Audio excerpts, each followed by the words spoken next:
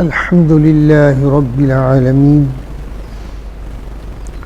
والصلاة والسلام على سيد الأنبياء والمرسلين أما بعد فأعوذ بالله من الشيطان الرجيم بسم الله الرحمن الرحيم وَيَعْبُدُونَ مِن دُونِ اللَّهِ مَا لَمْ يُنَزِّلْ بِهِ سُلْطَانًا وَمَا لَيْسَ لَهُم بِهِ عِلْمٌ وَمَا لِلظَّالِمِينَ مِن نَصِيرٍ صدق اللہ العظیم۔ وَيَعْبُدُونَ مِن دُونِ اللَّهِ، اور اللہ کے سوا ایسوں کو پوجتے ہیں، اللہ کے سوا ایسوں کی عبادت کرتے ہیں، ما لم ينزل به سلطانہ، جن کی کوئی سند اس نے نہیں اتاری، یعنی اللہ کی بارگاہ سے کوئی اس کی سند نہیں آئی ہے، کوئی وحی نہیں آئی ہے۔ وما لیس لہم بہ علم، اور ان کے پاس اس کا کوئی علم بھی نہیں ہے۔ وَمَا لِلظَّالِمِينَ مِن نَصِيرٍ، اور ظالموں کی کوئی مدد نہیں کی جائے گی۔ اس میں اللہ تعالیٰ ارشاد فرماتے ہیں کہ یہ جو مجھے چھوڑ کر، میری ذات کو چھوڑ کر، جو کہ عبادت کے لائق ہے، کسی دوسرے کو عبادت کے لائق سمجھتے ہیں اور ان کی پوجا پاٹ کرتے ہیں، ان کی عبادت میں لگے رہتے ہیں، یعنی مشرکین کفار، اللہ فرماتے ہیں کہ ما لم ينزل به سلطانہ، ان کے پاس اس کی کوئی دلیل نہیں ہے، کسی قسم کی کوئی دلیل نہیں ہے کہ جس کی وجہ سے وہ یہ کہہ سکیں کہ ہم ان کی اس وجہ سے عبادت کرتے ہیں۔ اور یہ اس دلیل سے مراد کہ کوئی آسمان اللہ کی بارگاہ سے کوئی ایسا حکم نہیں آیا ہے، کوئی اشارہ نہیں ہے۔ وما لیس لہم بہ علم، اور عقلی کوئی ان کے پاس علم بھی نہیں ہے۔ چلو کوئی عقلی کوئی دلیل ہو، اپنے پاس سے کوئی ایسی دلیل بنائیں جو بڑی مؤثر ہو، جس کی کوئی عقل اس کو اپیل کر سکے، عقل اس کو مان سکے، ایسی بھی کوئی بات نہیں ہے۔ یعنی اللہ تعالیٰ اس آیہ کریمہ میں ان کی ہٹ درمی، ان کی جہالت کا ذکر کر رہا ہے کہ ان کی جہالت کا عالم یہ ہے کہ دیکھو نہ کوئی ان کے پاس کوئی دلیل ہے، نہ کوئی عقلی دلیل ہے۔ اللہ فرماتے ہیں وَمَا لِلظَّالِمِينَ مِن نَصِيرٍ، قیامت کے دن یہ کافر جو ہے یہ دیکھو یہ شرک ظلم ہے، ان الشرک لظلم عظیم، کہ جو شرک کرتا ہے وہ ظالم ہے۔ اللہ فرماتا ہے ان مشرک ظالموں کی قیامت کے دن ان کا کوئی مدد کرنے والا نہیں ہوگا، کیونکہ مومن جس کی عبادت کرتے ہیں وہ رب اللہ تعالیٰ ان کی مدد فرمائے گا، اور ان کی مدد کے لیے اللہ تعالیٰ اپنے انبیاء کو مقرر فرمائے گا کہ وہ ان کی شفاعت کریں، تو اس شفاعت کی وجہ سے اللہ تعالیٰ ان کی مغفرت فرما دے گا، ان کی بخشش فرما دے گا، اور ان کو جنتوں میں جگہ عطا فرمائے گا۔ لیکن یہ جو ہیں جو اللہ کو چھوڑ کر دوسرے بتوں کی پوجا کرتے ہیں، تو اللہ فرماتے ہیں کہ ان کی کون مدد کرے گا، ان کی کون مدد کرے گا۔ وَإِذَا تُتْلَى عَلَيْهِمْ آيَاتُنَا بَيِّنَاتٍ تَعْرِفُ فِي وُجُوهِ الَّذِينَ كَفَرُوا الْمُنكَرَ، اور جب ان پر ہماری آیتیں تلاوت کی جاتی ہیں، یعنی قرآن مجید فرقان حمید کی تلاوت کی جاتی ہے ان کفار پر، اور وہ آیتیں بینات واضح ہیں، یعنی ان کے دلائل بڑے مضبوط ہیں، ان کے اندر اللہ کی توحید کے دلائل بڑے مضبوط ہیں. تو اللہ فرماتے ہیں کہ جب آیتیں تلاوت کی جاتی ہیں جن میں کوئی شک والی بات نہیں ہے اور بڑے واضح دلائل ہیں اس کے اندر، روشنی ہی روشنی ہے، تعریف فی وجوہ الذین کفروا المنکر، محبوب آپ دیکھیں گے کہ ان کے چہروں پر جو ہے نا وہ جو ہے درست کی ہے اور چہروں پر بگڑے ہوئے آثار ہیں، ناراضگی کا اظہار ہے. ہاں جی، یہ منکر کا لفظ جو ہے علامہ زمخشری لکھتے ہیں کہ یہ قباحت کا حد سے بڑھ جانا، قباحت کا حد سے بڑھ جانا، اس کے لیے لفظ منکر استعمال کیا جاتا ہے. یعنی ان کے چہرے جو ہیں وہ قباحت میں اس حد سے بڑھ گئے ہیں کہ ان کے چہروں پہ جو رونق ہوتی ہے وہ ختم ہو جاتی ہے جب اللہ کی آیتیں تلاوت کی جاتی ہیں. ان کے باطن کی حالت اتنی بری ہے اور ان کی سوچ جو ہے وہ اس قدر گندی اور خراب ہو چکی ہے، اور بد عقائدگی نے اور شرک نے ان کا حالت یہ کر دی ہے کہ اللہ کی آیتیں جن کے اندر نور ہی نور ہے، جب یہ آیتیں بھی تلاوت کی جاتی ہیں ان پر تو ان کے چہرے جو ہے نا وہ ناراضگی سے بگڑ جاتے ہیں، ان کی حالت بگڑ جاتی ہے. اور یکادون یسطون بالذین یتلون علیہم آیاتنا، قریب ہے کہ وہ لپٹ پڑے یعنی جھپٹ پڑے، حملہ کر دیں. ہاں جی، یہ سین تو یہ جو اس کا مادہ ہے اس کے معنی ہیں بہت سارے. اس کا ایک معنی یہ ہے کہ حملہ کرنا، کسی پر حملہ کرنا، چپٹنا. اور ناراضگی کی حالت میں جو ہے نا امام راضی رحمہ اللہ لکھتے ہیں کہ اس کا معنی ہے کسی چیز کو سختی سے پکڑنا. جب بندہ غصے میں ہوتا ہے نا، کسی کو پکڑتا ہے، ہاں جی، اس پہ جبڑتا ہے تو ہاتھ مضبوط ڈالتا ہے نا، تو یہ ہے کہ قریب ہیں کہ وہ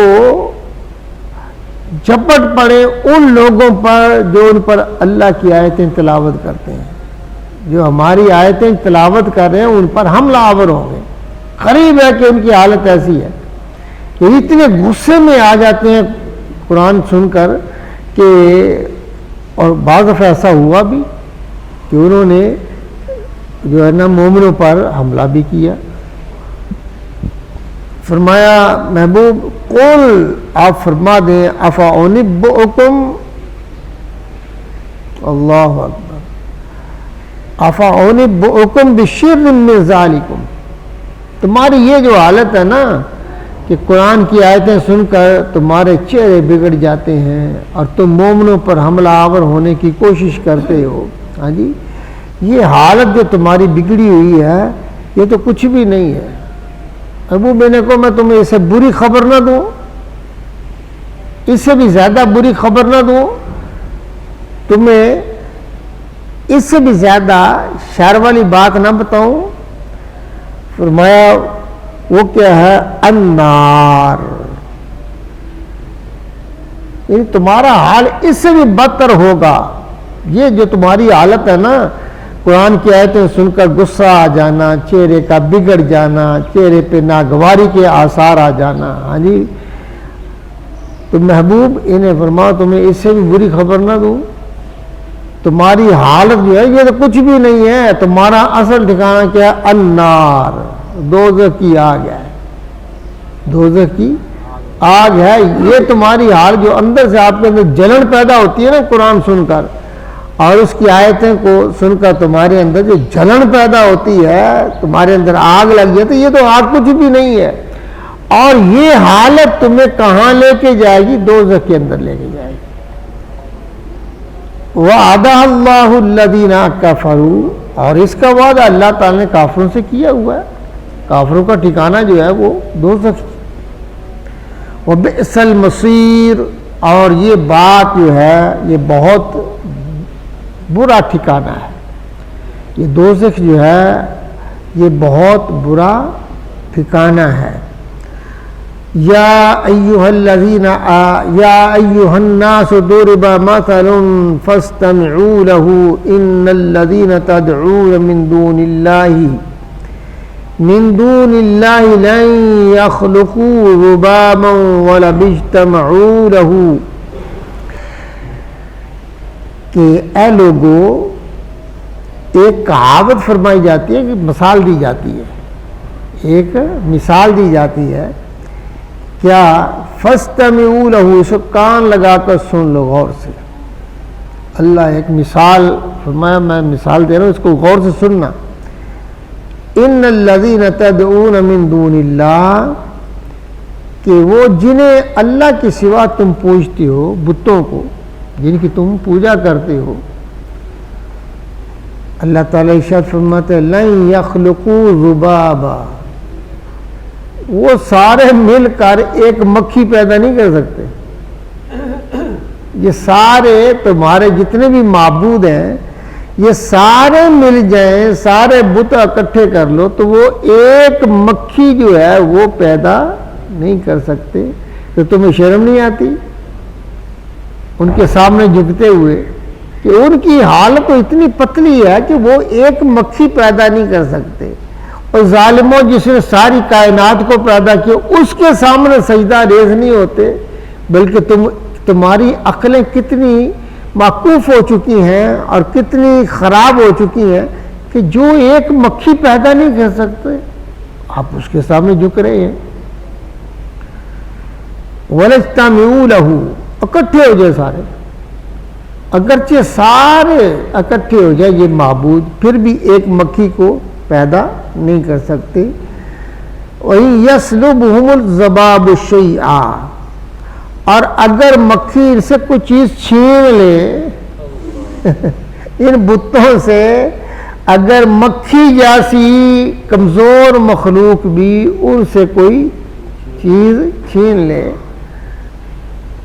لا يستنقذوه منه، وہ اس سے واپس بھی نہیں لے سکتے، اتنے کمزور کہ وہ خود ان سے واپس بھی نہیں لے سکتے، اتنی قدرت کے بھی مالک نہیں ہے، اتنی قدرت کے بھی وہ سارے بت مالک نہیں ہے کہ مکھی جیسی کمزور مخلوق جو ہے اگر ان سے کوئی چیز لے لیتی ہے ہاں جی تو وہ اس کو بھی واپس نہیں لے سکتے۔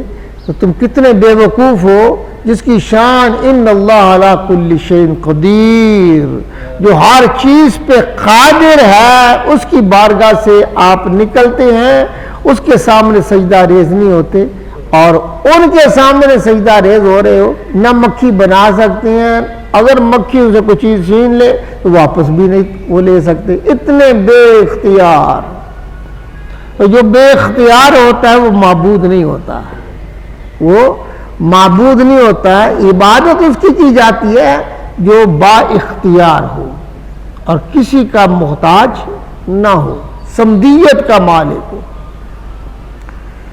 فرمایا ضعف الطالب بالمطلوب، کتنے کمزور ہیں یہ چاہنے والے بھی اور جسے چاہا جا رہا ہے، طالب بھی اور مطلوب بھی، یہ دونوں کس قدر کمزور ہیں، کس قدر کمزور ہیں، کتنے کمزور چاہنے والے اور وہ جس کو چاہا جا رہا ہے، دونوں کی حالت کتنی کمزور ہے۔ ان کی عقل کی وجہ سے حالت کمزور ہے اور وہ ہے کچھ ایسے نہیں، ان کے پاس طاقت کوئی نہیں ہے، کوئی اختیار نہیں ہے، بے اختیار قسم کے ہاں جی بت پڑے بے حرکت، اور نہ کسی کو نقصان دے سکتے ہیں نہ فائدہ دے سکتے ہیں، ہاں جی پتھر خود بنائے خود سامنے کھڑے کر کے اس کی عبادت کر رہے ہو۔ اللہ فرماتا ہے ان کی کوئی اوقات ہی نہیں ہے۔ وما قدر اللہ حق قدرہ، اور انہوں نے اللہ کی قدر نہیں کی جیسی کرنی چاہیے تھی، اللہ کی قدر نہیں کی ہے جیسے کرنے کا حق تھا۔ کیا تھا؟ ان اللہ لقوی عزیز، یہ بتوں کے سامنے پڑے رہے، قدر تو اللہ کی یہ تھی کہ وہ قوی جو عزیز ہے، غالب ہے، قوتوں والا ہے، اس کے سامنے جھکا جاتا اور اس کی عبادت کی جاتی، ان بے وقوفوں نے اللہ کی قدر ہی نہیں کی ہے، یہ بتوں کے سامنے پڑے رہے. اتنی جہالت، ہاں جی، ظاہری اور باطنی اتنی جہالت ہے ان کی کہ یہ ان بے قدر، بے جو ہے نا اختیار، اور جن کے پاس فیض کا کوئی ذریعہ بھی نہیں ہے، یہ ان کے پاس گئے ہیں. فیض کا سرچشمہ تو اللہ کی بارگاہ میں ہے. اللہ سب کا خالق ہے، مالک ہے اور قدرتوں والا ہے، اسی کی بارگاہ میں جھکنا چاہیے. وآخر دعوانا الحمدللہ رب العالمین.